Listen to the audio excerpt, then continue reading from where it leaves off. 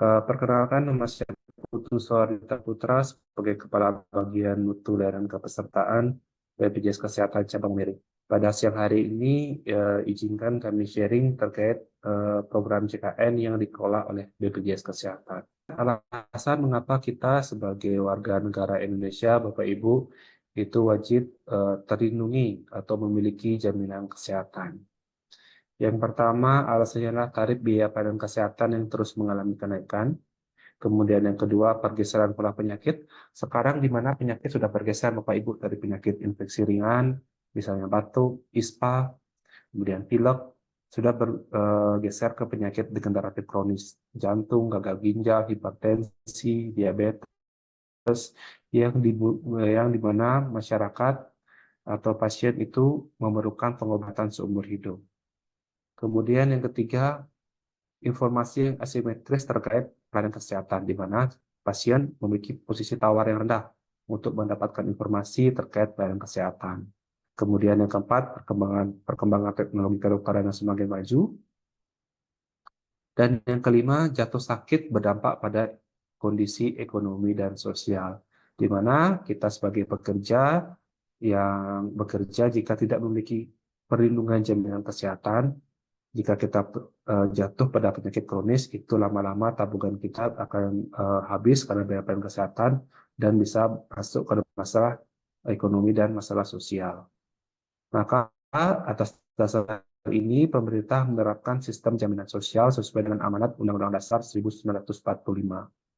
Di mana di pasal 28 dan pasal 34, di mana setiap orang berhak atas jaminan sosial. Di mana atas amanat kedua pasal ini di Undang-Undang Dasar, maka pemerintah menerbitkan Undang-Undang Nomor 40 Tahun 2004 tentang Sistem Jaminan Sosial Nasional atau SJSN, di mana dalam Sistem Jaminan Sosial Nasional ini pemerintah menetapkan 5 program jaminan sosial. Itu ada jaminan kesehatan, jaminan hari tua, jaminan pensiun, jaminan kematian, dan jaminan kecelakaan kerja.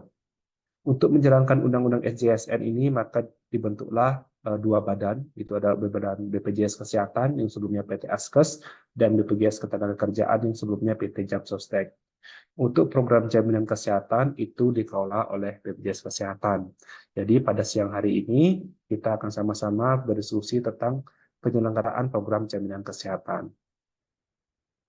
Kemudian apa itu proteksi, sharing, dan compliance dalam program JKN?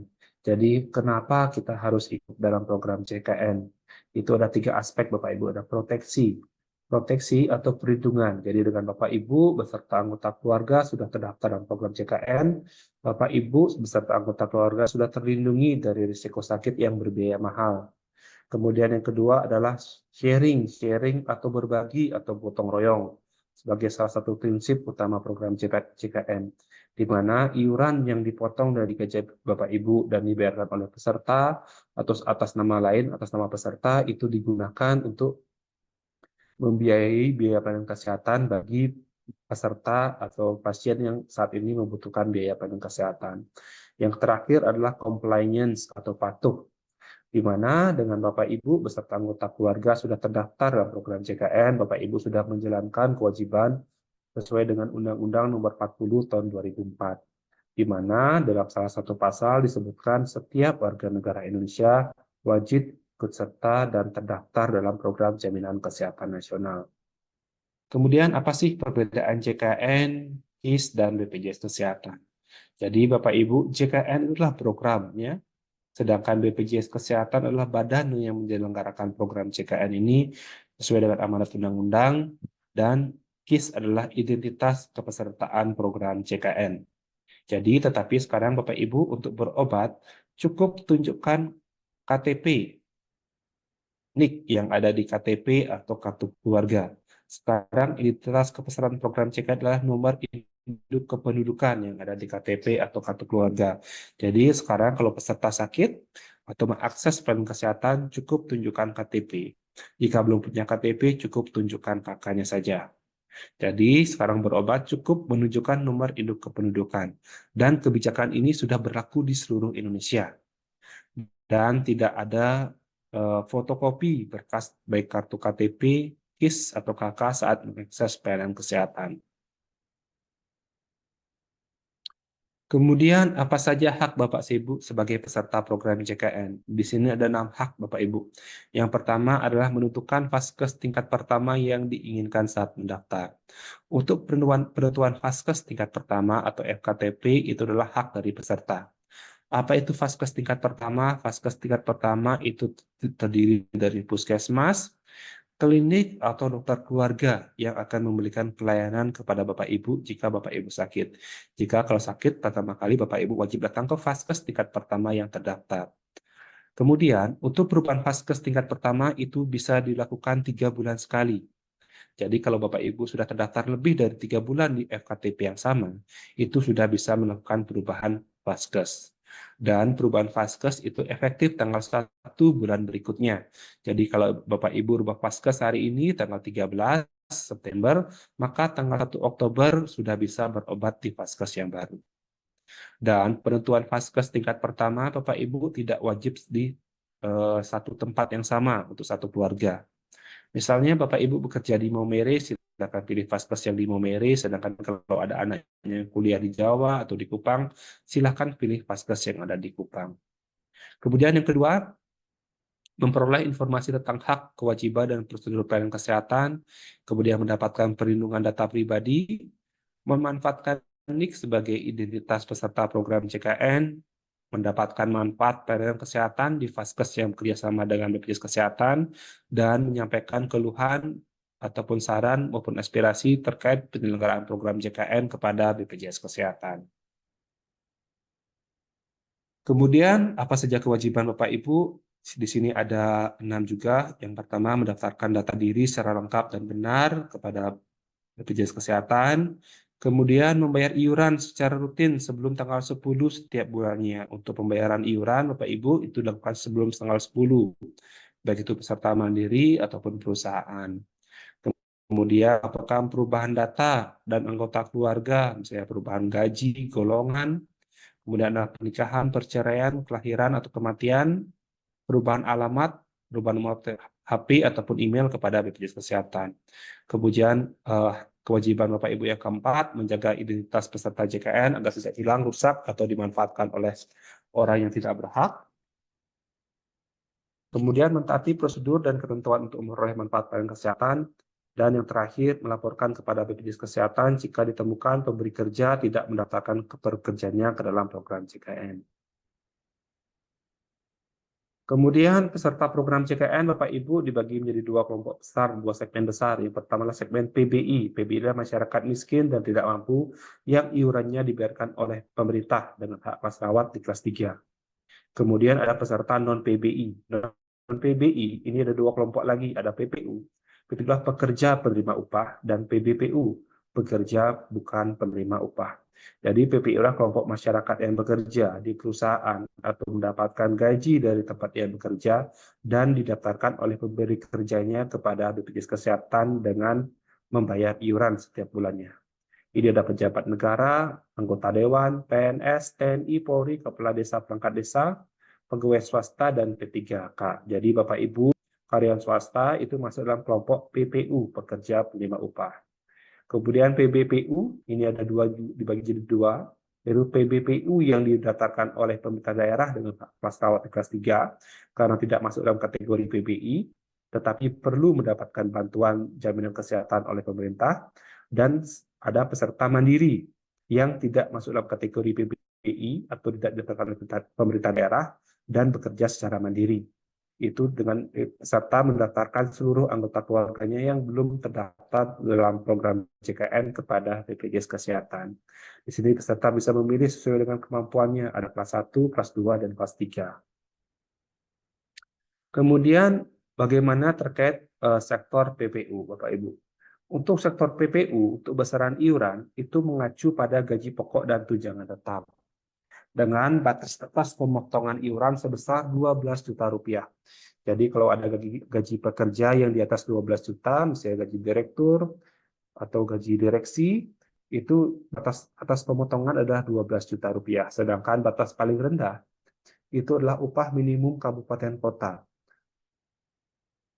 Tetapi jika pemerintah belum menetapkan upah minimum kabupaten, maka akan mengacu ke upah minimum provinsi di tahun berjalan. Kemudian untuk iuran, besaran iurannya itu sebesar 5% dari gaji pokok dan tunjangan tetap dengan rincian 4% dibayarkan oleh pemberi kerja dan 1% digotong dari gaji pekerja. Misalnya gaji pekerja 3 juta, maka 1% adalah 30.000 dipotong dari gaji pekerja dan 4% atau 120.000 dibayarkan oleh pemberi kerja. Jadi totalnya sebesar 5% atau 150.000. Dengan batas penentuan hak kelas, gaji di atas 4 juta, hak kelas di kelas 1, di bawah 4 juta, hak kelas di kelas 2.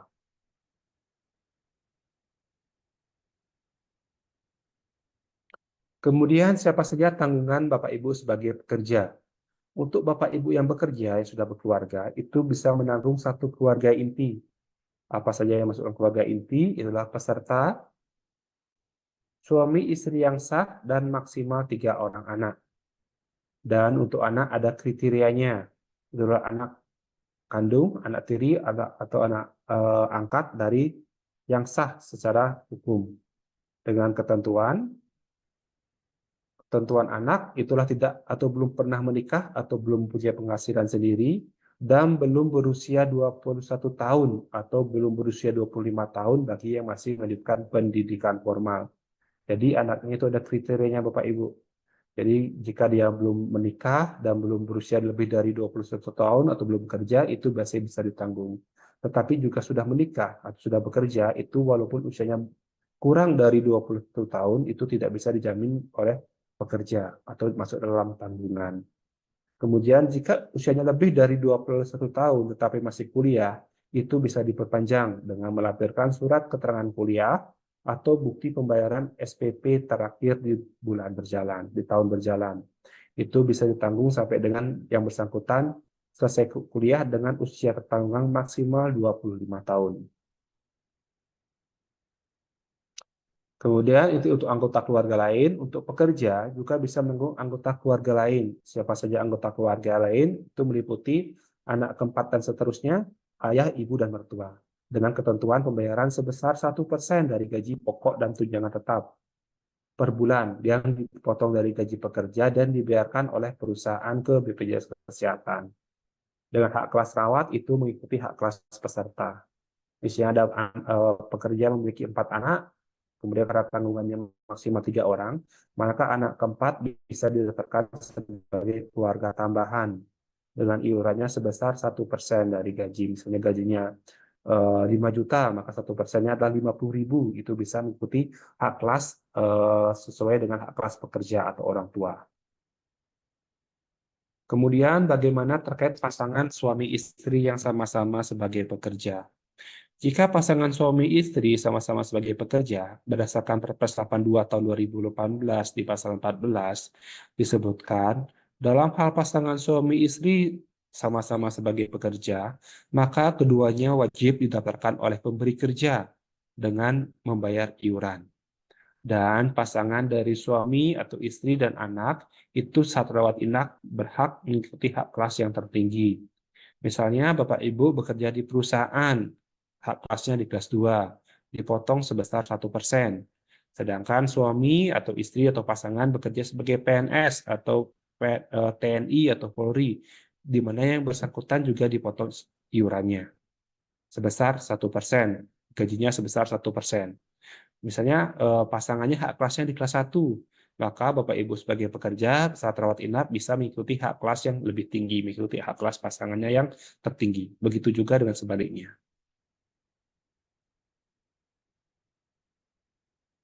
Kemudian untuk pendaftaran bayi baru lahir, jadi bagi peserta JKN yang punya bayi, bayinya wajib didaftarkan paling lambat 28 hari sejak dilahirkan untuk mencegah terjadinya jika anaknya memerlukan pelayanan kesehatan. Kemudian status kepesertaan bayi bagi yang baru lahir yang sakit dipastikan selambat-lambatnya 3 hari sejak dirawat atau kurang dari 3 hari jika pulang rawat sebelum kurang dari 3 hari. Jadi kalau bagi pekerja itu tolong segera bisa daftarkan anaknya. Nanti didaftarkan atas nama bayi ibunya, bayi nyonya siapa. Dan cara pendaftaran cukup mudah. Cukup menunjukkan surat keterangan lahir, KK, dan identitas orang tua si ibu. Nanti akan otomatis langsung aktif. Tetapi setelah 3 bulan sejak dilahirkan, itu wajib melaporkan kepada BPJS Kesehatan untuk pengupdatean atau pemuktahiran data si anak sesuai dengan data kependudukan. Jika lebih dari 3 bulan sejak dilahirkan itu belum melakukan update data kependudukan, maka pada bulan keempat itu status kesehatan si anak akan nonaktif karena proses administrasi. Itu bisa langsung diaktifkan jika orang tua sudah melaporkan data si anak sesuai dengan data kependudukan. Baik, sekian Bapak Ibu yang dapat disampaikan terkait informasi program JKN.